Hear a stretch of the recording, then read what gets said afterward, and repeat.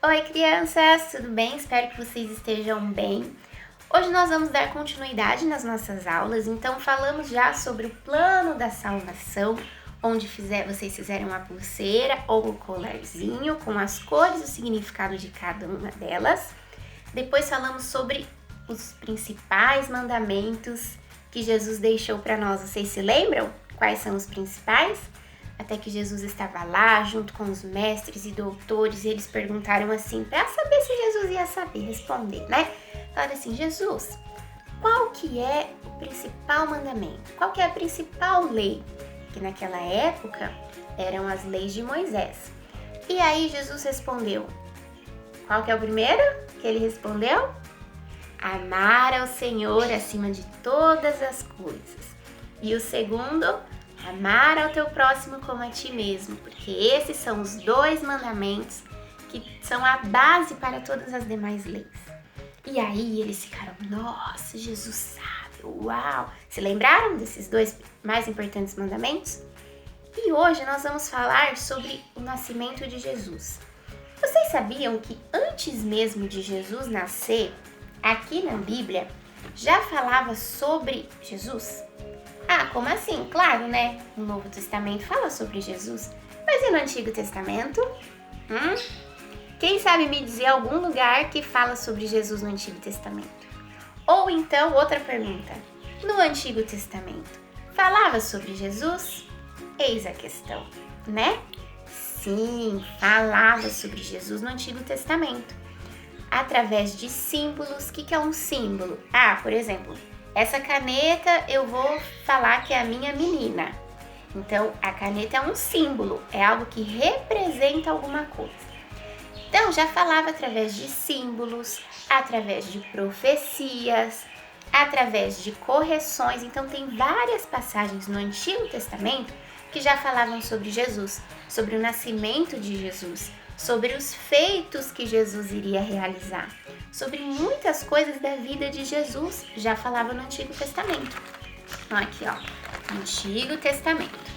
E é sobre isso que nós vamos falar um pouco. Sobre a Páscoa, lá em Êxodo 12, ou seja, a Páscoa no Antigo Testamento fala sobre o Cordeiro, e o Cordeiro representa Jesus. Vocês sabiam disso?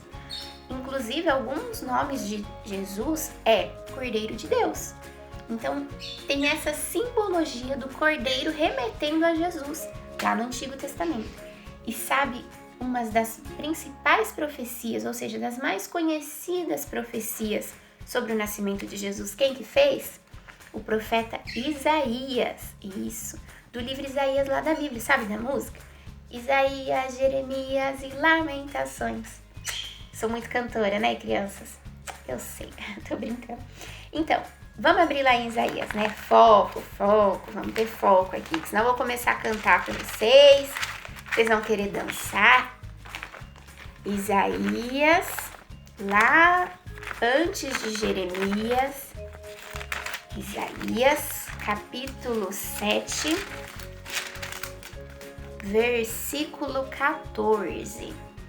Isaías, capítulo 7, versículo 14, fala assim: pois o Senhor mesmo lhes dará um sinal. A virgem que está grávida dará à luz a um filho, e o seu nome será Emanuel.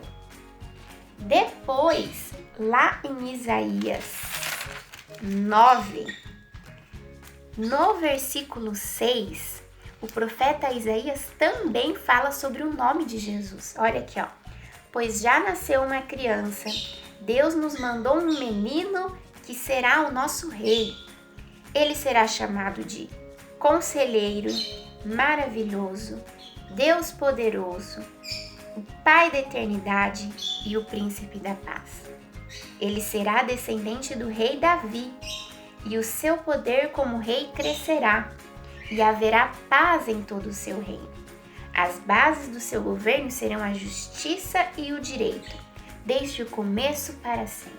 Ou seja, lá no Antigo Testamento já falava sobre Jesus.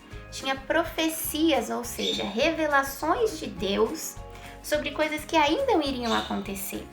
E o que era essa coisa? O nascimento de Jesus, o nascimento do Messias.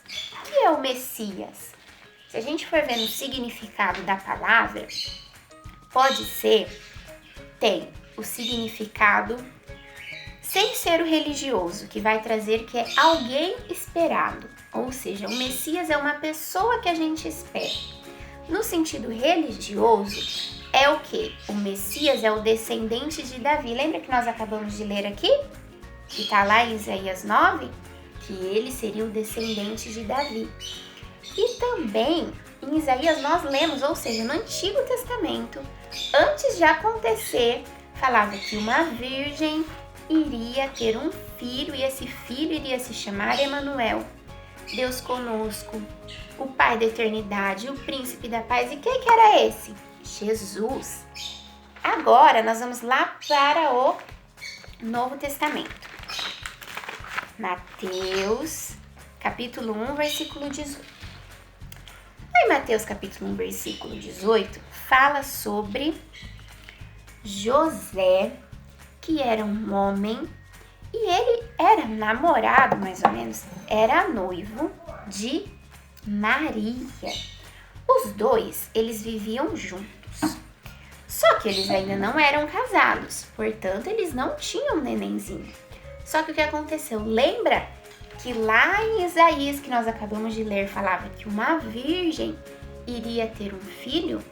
Então, Maria, ela ainda não tinha dormido com José, porque eles não tinham casado.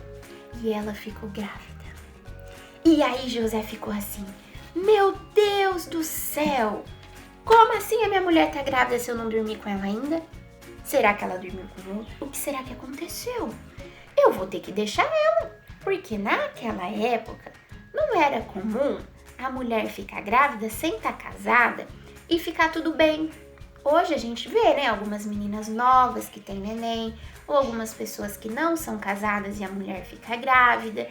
Naquela época isso não podia de jeito nenhum. E aí José ficou preocupado. Veio um anjo e falou para José assim, José, este é o Filho de Deus, o Messias, o prometido. A sua mulher está gerando o Filho de Deus, você não pode largar ela. E então os dois ficaram juntos. Depois Maria ficou grávida, passaram-se os 9 meses. Deixa eu pôr um pouquinho mais para trás aqui, para vocês conseguirem ver melhor. Então, quando Maria ficou grávida, chegou uma hora que o neném tem que o quê, criança? Nascer, né? Depois de 9 meses a criança nasce. E aí eles não tinham lugar para Maria ficar para nascer Jesus. Porque todos os lugares que eles iam, eles batiam na porta. Olha a minha porta imaginária. Eu tenho uma coisa de madeira aqui, ó. Aí fez barulho. Quer ver de novo a porta? Ah, gostaram, né? Então, batia na porta e as pessoas falavam assim, não, eu não tenho quarto disponível para ela. Não dá. Aqui, ó, tá cheio. Então, eles foram indo até que eles chegaram em um lugar onde tinha os animais. Vamos ver se vai caber aqui. Onde tinha os animais. E era o único lugar que dava. Maria estava quase tendo Jesus. Jesus já estava quase nascendo. Maria não tinha onde ficar. Então, o que aconteceu? Ele nasceu nessa manjedoura. Nesse lugar onde ele estava. Onde ele estava mesmo foi onde ele nasceu. E aí nasceu Jesus. Olha que lindo. José e Maria, junto lá perto dos animais, nasceu Jesus. Porque é o que está lá escrito em Mateus, no capítulo 1, no versículo 18, onde fala sobre o nascimento de Jesus. E ainda, sabe sobre o que fala depois? Isso vai ser da próxima aula, mas eu já vou antecipar para vocês. Que quando Jesus nasceu, vieram reis para presentear Jesus. Porque lembra que Jesus era o Messias? Que Jesus, ele era o prometido, Jesus, ele era o esperado. Então eles vieram para trazer ouro, incenso e mirra para ofertar para Jesus, para trazer para Jesus, porque Jesus era o rei, ele ia ser o rei. E depois ainda, sabe o que está escrito lá em João 3,16? Esse é o versículo para vocês decorarem, hein? É super curtinho, ó. Vamos lá, João. Segurar assim, né? Não tem espaço aqui. João 3,16 fala assim: porque Deus amou o mundo de tamanha forma, ou seja, amou tanto, tanto, tanto, tanto, que entregou o seu único filho Jesus por amor a todos nós, para que todo aquele que nele crer não pereça, mas tenha vida eterna. O que isso quer dizer? Que Deus, desde lá do Antigo Testamento, já tinha estabelecido o plano da salvação. Lembra da pulseirinha? E Jesus já tinha profecias sobre o nascimento dele e que ele viria para nos salvar, para que nós pudéssemos pedir perdão pelos nossos pecados. E sabe o que mais? Vocês viram aqui um detalhe bem pequeno que fala nesse versículo? Para todo aquele que nele crer, não morra, mas tenha vida eterna. Ou seja, só porque Jesus nasceu, já tô de boa? Tô tranquilinho, posso fazer o que eu quiser, que Jesus nasceu, ele veio por mim, me amou, acabou. Não, nós precisamos acreditar que Jesus veio por nós, que Jesus veio para nos perdoar dos nossos pecados, para que através de Jesus a gente possa pedir perdão para Deus, falar: Deus, olha, eu errei, me perdoa porque eu menti, me perdoa porque eu falei palavrão, me perdoa porque eu falei para minha mãe que eu tinha escovado o dente, mas eu não escovei. Para quê? Para que a gente acredite que Deus enviou Jesus porque Ele nos ama. E Ele nos ama tanto que deixou Jesus para nós. Que o sangue de Jesus, lembra que a gente toma a Santa Ceia falando que o suco da uva representa o sangue de Jesus? Que nos limpa dos nossos pecados, que faz com que a gente se lembre que Deus nos amou de tal maneira que entregou Jesus. E essa foi a nossa aula de hoje, para que a gente possa pensar que desde lá, do começo da nossa história, no Antigo Testamento, que fala sobre o início da história da humanidade, do homem e da mulher na Terra, já existia um plano de Deus para as nossas vidas. E esse plano era que Jesus viesse nos salvar. E Jesus nasceu. E ele nasceu para que todo aquele que nele crer não morra, mas tenha vida eterna com Jesus. Com Jesus, que é o Deus Filho, com o Deus Pai e com o Deus Espírito Santo que está lá no céu. E aqui com a gente está o Deus Espírito Santo, né? Que ele fica pertinho da gente. Quando a gente está triste, a gente pode orar e ele vem nos consolar. Amém, crianças? Então lembrem-se disso. Porque Deus amou o mundo de tal maneira, tanto, tanto, tanto, que entregou Jesus, para que todo aquele que nele crer não morra, mas tenha vida eterna lá no céu com ele. Tá bom? Decorem aí, João 3,16. E nós falamos sobre o nascimento de Jesus que está lá em Mateus 1, versículo 18 em diante, tá bom? Beijo, crianças. Tem atividade para vocês fazerem da aula de hoje, tá bom? Um beijo, fiquem com Deus e boa semana!